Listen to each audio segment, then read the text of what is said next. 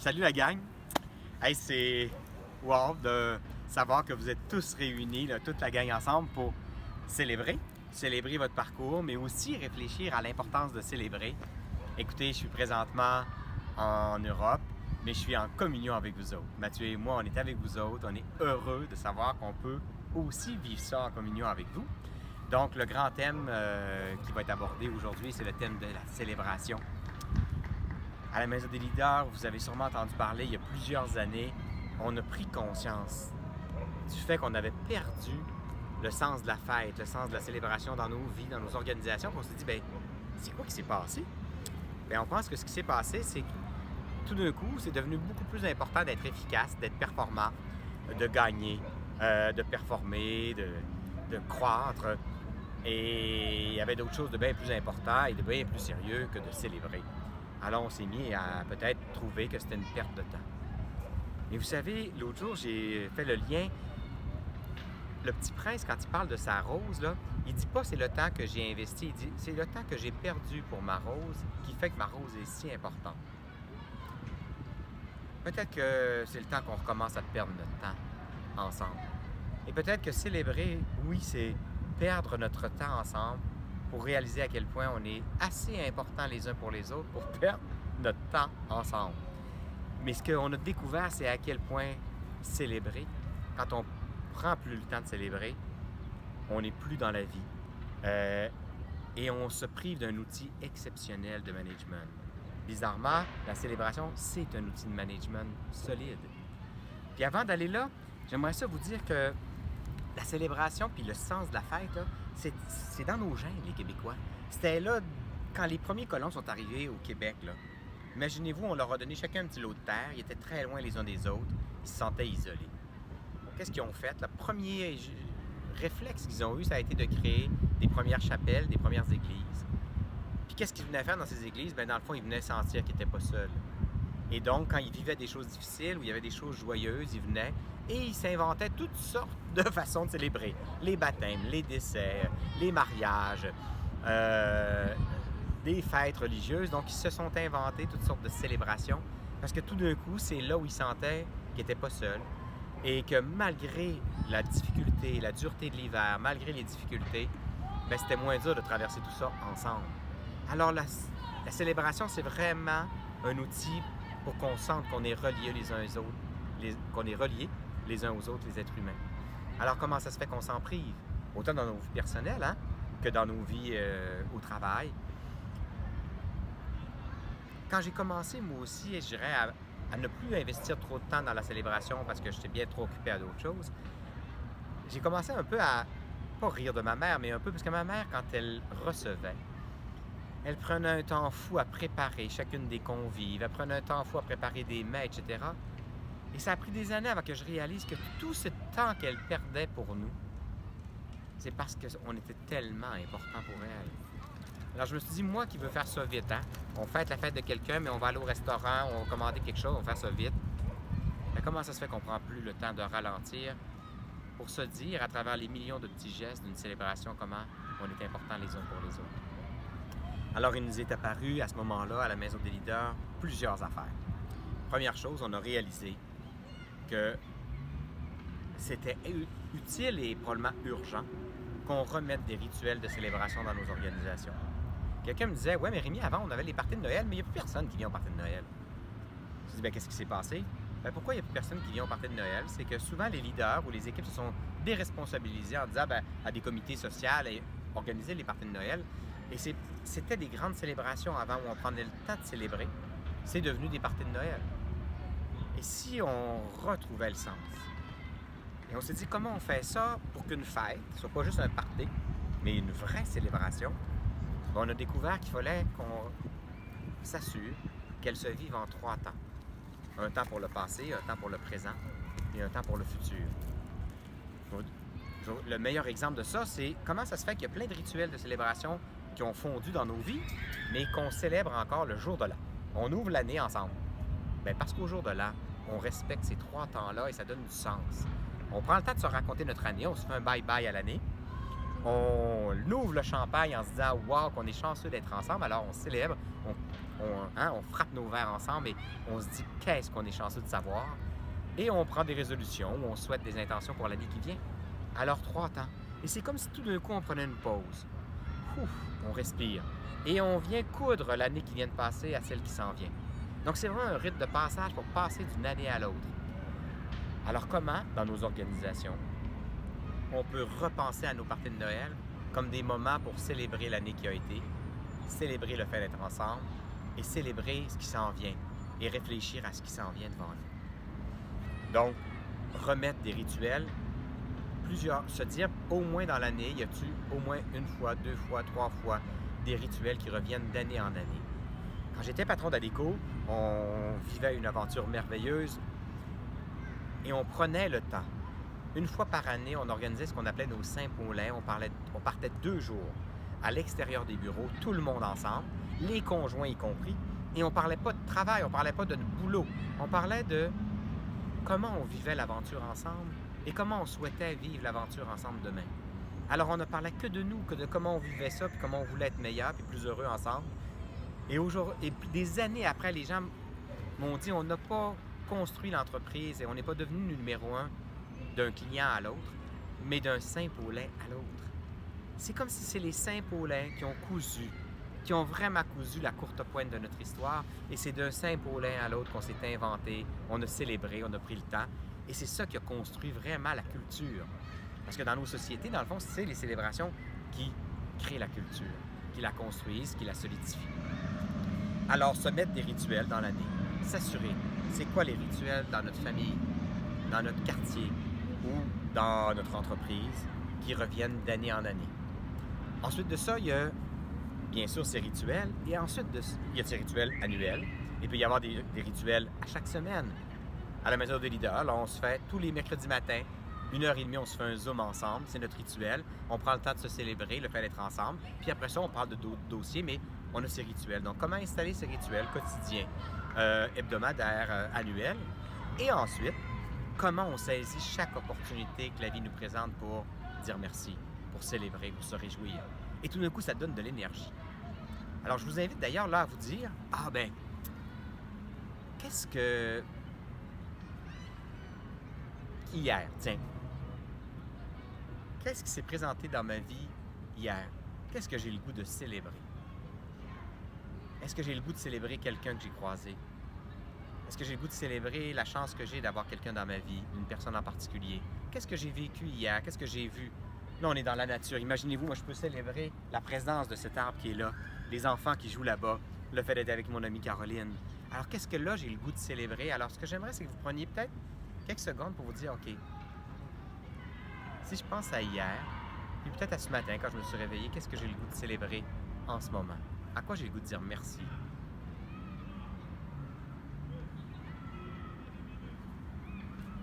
Et vous savez, là, je vous propose, tout à l'heure, de le dire à la personne à votre droite ou à votre gauche. De raconter à l'autre ce que vous avez le goût de célébrer. Partagez-vous ce que vous avez le goût de célébrer. Pour moi, remettre la célébration dans nos entreprises et dans nos vies tranquillement, ça va nous amener à célébrer la vie. Plutôt que de se plaindre de ce qui se passe un peu partout, puis peut-être que ça va continuer encore, mais si on en ajoutait, puis que la célébration, puis qu'on se mettait à célébrer la vie. Plusieurs, vous savez, que ma mère disait « Je ne laisse plus aucune épreuve me faire oublier que les fleurs poussent ». Ça veut dire même quand je souffre, je suis capable de célébrer que les fleurs poussent. Puis on a besoin de faire ça ensemble. Alors, saisir toutes les opportunités. Je vais vous donner un exemple, par exemple, d'opportunité. Quand j'étais chez Adéco un jour, on venait d'ouvrir un bureau à Chicoutimi. On était une jeune équipe, on avait juste quelques années d'existence. Bien sûr, tous nos concurrents qui étaient là depuis 30 ans ont soumissionné. On le savait bien qu'on ne l'aurait pas, mais on s'est dit, on va quand même soumissionner. Ça va nous donner de l'expérience sur comment on monte une soumission. Alors, on soumissionne chez Alcan pour le plus important contrat donné en Amérique du Nord à une firme de recrutement. Alors, on présente la soumission. Imaginez-vous, on est en bon québécois shortlisté. Hein? Ça veut dire qu'ils retiennent 3 firmes. Alors, écoutez, on est énervé, on court partout dans le bureau, puis on se dit, on sait bien qu'on ne l'aura pas après, mais c'est quand même extraordinaire. Et là, moi, je leur dis, écoutez, la gang, je vais acheter de la bière, on célèbre, puis on fête. ils ont dit, et il y a plusieurs personnes qui ont dit, ben t'as peu. On n'a pas eu le contrat, je vois pas pourquoi on célébrerait, on sait même pas si on va l'avoir. Et là, il m'est monté la vieille mémoire de mon père qui disait, Rémi, on vend pas à peau de l'ours avant de l'avoir tué. Puis après ça, je me suis dit, OK, ça c'est mon mécanisme, c'est un peu le mécanisme qu'on a, mais moi, je veux pas manquer un party, l'occasion d'un party. Je me suis dit, ben comme probablement qu'on ne l'aura pas, ça veut dire qu'on ne fêtera jamais. Puis justement, t'as quoi on l'a pas? On peut-tu au moins célébrer cette première étape? Et on peut-tu célébrer chacune des étapes dans nos projets? Alors, je leur ai dit, écoutez, demain, rendez-vous. Alors, demain, on s'est donné rendez-vous. La veille de notre présentation chez Alcan, en personne, pour les 3 firmes, on s'est donné rendez-vous à la tour. On est allé prendre de la bière, parce que les bières sont plus grosses au Saguenay qu'ailleurs. On a bu, on a eu du fun. Ça a été extraordinaire. On a célébré cette fierté qu'on avait. Et tout le monde disait, ben là, on serait peut-être mieux d'investir notre temps là, à finaliser notre proposition, à s'assurer que tout est correct, etc., puis à se préparer pour être en forme pour le lendemain. On a décidé de célébrer. Le lendemain matin, on s'est présenté chez Alcan, les 3 équipes de fournisseurs, et on était un peu godaille. Puis bien sûr, peut-être qu'il manquait des verlules dans le document, parce que finalement... Mais on était dans un tel esprit. Tellement que, je vous raconte une anecdote, on était tellement dans un esprit de fête puis de rire. Donc, ils nous posent toutes sortes de questions, ils nous présentent le mandat, on présente nos coordonnateurs de projet. Et au moment où ils présentent le rôle des coordonnateurs de projet, moi, en blague, je dis à Jean-François qui était présenté devant le client pour gérer le projet, « Mais Jean-François, tu ne seras jamais capable. » Écoutez, le froid total, il y a la moitié des gens de chez Alcan qui étaient complètement découragés et l'autre moitié qui hurlait de rire. Nos concurrents tellement contents que j'avais dit une tweeterie pareille. Mais savez-vous ça? On a obtenu le plus important contrat dans l'industrie du recrutement au Canada et en Amérique avec Alcan. Pas parce qu'on était bon, je ne le crois pas. Pas parce que notre document était parfait. Je ne sais pas pourquoi, mais on avait cette espèce d'attitude extraordinaire. On avait célébré, puis je pense que si on n'avait pas célébré, on ne l'aurait pas eu. Aujourd'hui, je suis convaincu. D'ailleurs, quand j'ai dit à Alcan, qu'est-ce qui fait que vous nous avez choisis? Ils ont dit, c'était votre légèreté. Vous aviez l'air à avoir tellement confiance en vous pour l'expérience que vous avez, on n'en revenait pas. Et comme on était léger, puis qu'on se disait, regarde, nous, on a déjà célébré de toute façon, une des choses qui les a touchés, c'est qu'on était totalement non négociables sur la façon dont les candidats seraient traités dans les processus. On ne serait pas négociable devant eux et que peut-être qu'on changerait plus cher parce que nous autres, on voulait bien traiter le monde dans les processus. Et finalement, on a obtenu le contrat. Donc, comme quoi la fête, c'est important et ça redonne de l'énergie. Ça nous a redonné de l'énergie pour être avec eux le lendemain. Pour vous donner d'autres exemples de comment la fête peut être... Ben là, je vous donnais l'exemple de saisir une occasion comme celle-là. Bien, tout le reste de l'année, dites-vous, c'est aujourd'hui, qu'est-ce que j'ai à célébrer? Demain, la semaine prochaine. J'étais avec Lumka, une entreprise de la Maison des leaders, la semaine dernière, qui me demandait de faire une conférence sur la célébration. Et quand je leur ai demandé qu'est-ce que vous avez à célébrer, entre autres, ils ont dit, bien, il y a une de nos amies qui a fait une fausse couche la semaine dernière. Et moi, j'ai le goût de célébrer à quel point on a été là pour elle. C'est ça aussi, célébrer. J'aimerais ça célébrer aussi notre amie Lise qui résistait à changer de système parce qu'elle voulait tellement bien faire ça. Puis finalement, elle l'a traversé avec nous, puis on veut célébrer ça. Vous voyez comment célébrer, il y a toutes sortes d'occasions de célébrer. Alors, saisissez-les. Retrouvons l'esprit de la fête et osons perdre notre temps ensemble. L'autre chose que je voulais vous dire, pour voir comment la célébration, ça peut aussi être un outil de management. Très intéressant pour les passages. C'est un rite de passage. Quand il arrive un problème dans une organisation ou un enjeu, généralement, on se dit, bien, comme les gens résistent et c'est difficile parce qu'on a pris des décisions sans eux, les concernant, on engage des consultants en gestion de changement. Ça coûte une fortune, ça prend un temps fou et c'est très difficile. Eh bien, il est apparu que peut-être, bizarrement, oser célébrer un passage pouvait faire en sorte qu'on passait directement à une attitude différente. Et là, j'ai pas trop compris ce qui s'était passé parce que pour l'avoir essayé à plusieurs reprises et vu les résultats, ça m'a bouleversé. Parce que moi, tu sais, je suis pas très connaissant sur les énergies ou ce qui se passe, mais on sait maintenant qu'il y a de l'intelligence partout. Mais je pense que quand on célèbre, tout d'un coup, le cerveau déconnecte, le cerveau qui, lui, résiste au changement, et ça se passe ailleurs dans les cellules. Je vous donne des exemples. notre amie Lucie Letuc, un jour, une de nos leaders à la maison, euh, nous dit dans un des groupes, écoutez, je ne sais pas qu'est-ce qui se passe, mais dans un de nos départements, c'est très difficile. L'absentéisme est de plus en plus élevé, le département est plus morose, on ne sait pas trop ce qui se passe. Et on lui dit, ben écoute, qu'est-ce qui s'est passé dans les derniers mois pour que ça arrive? Alors elle recherche dans sa mémoire et elle se dit, ah, ben peut-être que c'est relié au fait qu'elles ont perdu, cette équipe-là a perdu, c'est dans le monde de la santé, ils ont perdu leur chef de département qu'ils adoraient, elle est morte d'un cancer. Et là, moi, j'ai dit, ben est-ce que vous avez célébré son départ? Ben non. Est-ce que les gens du département sont allés aux funérailles? Ben non, ils connaissent pas assez la famille, donc ils n'ont eu aucune occasion pour vivre le passage. Alors, on lui a dit, ben pourquoi tu célèbres pas? Pourquoi tu fais pas ça? Et elle nous a dit, ben là, ça fait 3 mois, ben il est jamais trop tard. Alors, ils ont organisé un genre de 4 à 6 un soir.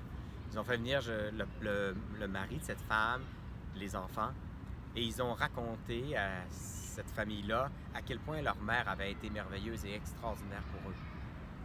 La famille aurait pu leur présenter aussi comment la mère les appréciait parce que les uns les autres n'avaient jamais trop su ce qui se disait d'un côté et de l'autre. Ils ont célébré ça. Ils ont décidé de mettre une salle en son nom. Bien, bizarrement, à partir du lundi, la joie est revenue. La morosité est partie. Le taux d'absentéisme a disparu. Bizarrement, je pense que quand on célèbre, là, il se passe quelque chose dans nos cellules ailleurs et tout d'un coup, les passages se font de façon exceptionnelle. Un dernier exemple là-dessus, dans une gang informatique, à un moment donné, il avait développé un logiciel informatique super et là, il avait décidé de le changer pour un autre. Tout le monde chialait depuis des mois après le système, mais quand ils ont voulu le changer, bizarrement, tout le monde résistait. Bien, tout le monde résistait parce que dans le fond, ils avaient peur de ne pas être aussi performants avec le nouveau. En tout cas, c'était très douloureux. Et là, je leur ai dit, mais pourquoi vous ne célébrez pas votre système? Ils ont dit, mais là, célébrer un système. Alors, eux autres sont un peu capotés. Ce qu'ils ont décidé de faire, ils ont décidé de dire aux gens, écoutez, demain soir, on se fait un magnifique feu de joie et tout le monde amène les manuels et tout ce qui est de papier relié à l'ancien système. Alors, ils ont décidé de faire un feu de joie et à chaque fois que quelqu'un garochait dans le feu un manuel, il disait à quel point il était fier du système, mais aussi il reconnaissait puis il célébrait tous ceux qui l'avaient conçu, qui l'avaient, et à quel point ce système-là les avait servis jusque-là, les avait positionnés dans le marché. Ils ont ri comme des fous. Bien, bizarrement, le lundi suivant, tout le monde était heureux de voir accueillir le nouveau système. Retenez ça, la célébration, c'est un rythme, c'est un outil de management puissant pour les passages. Ça permet aux gens qui résistent tout d'un coup de perdre les résistances. Alors, je vous souhaite de remettre la célébration dans vos vies personnelles, dans vos familles, dans nos organisations, pour remettre de la vie dans nos vies. Je vous embrasse, je suis avec vous. J'ai hâte de vous revoir déjà à travers la communauté Expérience. J'ai hâte de vous revoir dans nos groupes de réflexion pour certains. Ça a été une grande joie puis de vous voir tout au long de ces 2 ans. Je suis un peu égoïste, je trouve que je ne vous ai pas encore assez vu, mais j'ai vraiment hâte de vous revoir. Je vous aime très fort. Puis merci de célébrer ensemble aujourd'hui. À bientôt.